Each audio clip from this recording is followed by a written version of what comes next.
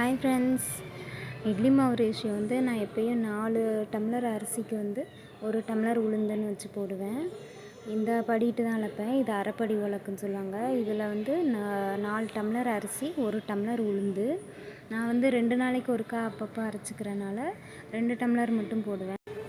2 tumbler அரிசிக்கு அரை tumbler உளுந்து, 1 டீஸ்பூன் வந்து வெந்தயம் சேர்த்து அரைச்சிப்பேன். இது ஃபஸ்ட்டு நாள் மாவு வந்து எப்போயும் நான் இட்லி ஊற்றிடுவேன். அடுத்த நாளைக்கு வந்து தோசை அது மாதிரி செஞ்சுக்குவேன். இப்போ வந்து 4 டம்ளர் வந்து எனக்கு போட்டால் நான் ஒரு 3 நாள் 4 நாள் வரும். அவ்வளோ நாள் குழந்த வச்சுருக்கனால அவ்வளோ 4 நாள்லாம் வச்சு மாவு சாப்பிடக்கூடாது. 2 நாளைக்கு ஒருக்கா அப்படியே ஃப்ரெஷ்ஷாக ஆட்டி வச்சுக்கிருவேன்.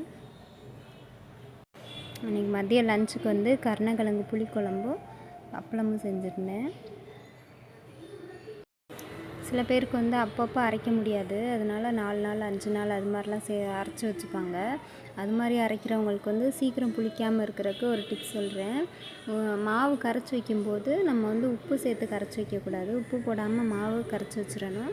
அது மாதிரி வெளியில் எடுத்து சுடும்போது நம்ம வந்து வேறு பாத்திரத்தில் கொஞ்சம் கொஞ்சமாக தேவையான அளவு எடுத்து சுடணும். மொத்தமாக எடுத்து வச்சிங்கன்னா அது எல்லா மாவுமே சீக்கிரம் புளிச்சிரும், ரொம்ப நாளைக்கு வராது.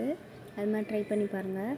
இது வந்து தம்பிக்காக வந்து பால் போடுறதுக்காண்டி நான் வாங்கியிருந்தது. ஆனால் ஆன்லைனில் அன்றைக்கி வந்தது பார்த்தா கொஞ்சம் டேமேஜாக இருந்து மூடி வந்து ஒரு மாதிரி ஆயிருந்துச்சு.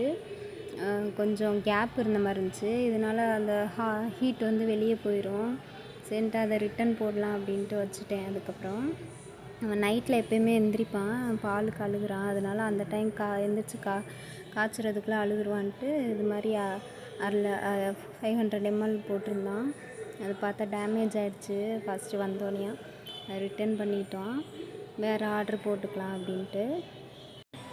இது மாதிரி 1 லிட்ரு ஃப்ளாஸ்க்கும் இருக்குது. அது வந்து தண்ணிக்கு மட்டும் வச்சுக்குவேன் தம்பிக்கு. இப்போ வந்து பாலில் வந்து அவன் நைட்டில் எந்திரிக்க மாட்டான் முன்னெல்லாம். இப்போல்லாம் எந்திரிச்சு அழுகிறனால அவனுக்கு ஒரு 1/2 லிட்ரு ஃப்ளாஸ்க் வாங்கிடலாம் அப்படின்ட்டு ஆர்டர் தான் போட்டிருந்தோம். அன்றைக்கி வந்து மாவு அரைக்கிற நாள், 2 நாளைக்கு ஒருக்கா அரைக்கிறனால அன்றைக்கி அரைச்சி வச்சுருந்தேன்.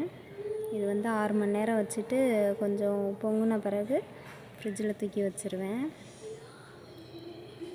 அப்புறம் அன்றைக்கி முறுக்கு செஞ்சுருந்தது செஞ்சது வந்து காலியாகிடுச்சு. அதனால் இன்னொரு இது செஞ்சு வச்சிடலாம், டப்பாவில் போட்டு வச்சிடலான்ட்டு வச்சுருந்தேன். தம்பியும் சாப்பிட்றான். 2 பேருமே அன்றைக்கி செஞ்சது வந்து காலியாகிடுச்சுன்ட்டு புதுசாக வேறு செஞ்சு டப்பாவில் போட்டு வச்சுருவேன். நீ அப்பப்போ இது மாதிரி செஞ்சு வச்சிட்டோன்னா அவங்க வந்து ஸ்நாக்ஸ்க்கு வந்து கடையிலலாம் வாங்கி சாப்பிடணுன்னு தோணாது. வீட்டில் உள்ளதே சாப்பிட்டுப்பாங்க. ஓகே ஃப்ரெண்ட்ஸ், இந்த வீடியோ உங்களுக்கு பிடிச்சிருந்தா என் சேனலை சப்ஸ்கிரைப்